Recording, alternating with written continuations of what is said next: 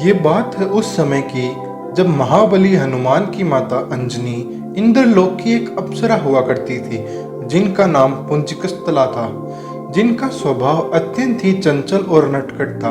उन्होंने एक बार अपने इस नटखटपन के चलते एक तपस्वी की साधना को भंग कर दिया और उन तपस्वी ने उन्हें श्राप दिया कि उन्हें जब भी किसी व्यक्ति से प्रेम होगा वे एक वानर के रूप में परिवर्तित हो जाएंगी।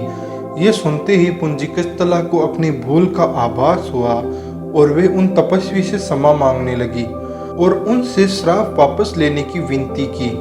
पुंजिकस्तला की क्षमा याचना सुन तपस्वी ने कहा कि इस वानर रूप में भी तुम्हारी कीर्ति और यश का बखान संपूर्ण ब्रह्मांड करेगा।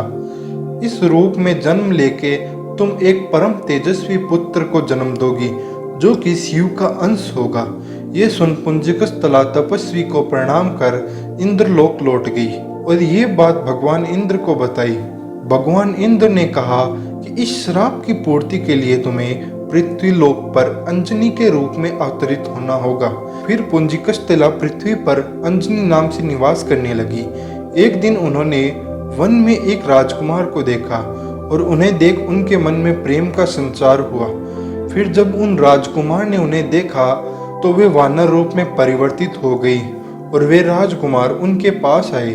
अंजनी कहने लगी, मैं बहुत बदसूरत हूँ। ये कहकर उन्होंने उन राजकुमार की ओर देखा और वे देखकर आश्चर्यचकित हुई कि वे भी एक वानर थे। फिर उन राजकुमार ने कहा कि देवी, मैं वानर राज केसरी हूँ। मैं अपनी इच्छा अनुसार किसी भी मानव का रूप धारण कर सकता हूँ। ये सुन अंजनी अत्यंत प्रसन्न हुई और दोनों को एक दूसरे से प्रेम हुआ और उन्होंने विवाह कर लिया। जब दोनों संतान सुख से वंचित थे तो अंजनी मतंग ऋषि के पास गई तो ऋषिवर ने कहा कि आप शिव की साधना कीजिए। फिर अंजनी एक पर्वत पर जाकर भगवान शिव की आराधना में लीन हो गई। 12 वर्ष पश्चात अयोध्या के राजा दशरथ ने अपनी पत्नियों के संग पुत्रेष्टि हवन किया। हवन समाप्ति के बाद गुरुदेव ने प्रसाद की खीर तीनों रानियों को बांट दी।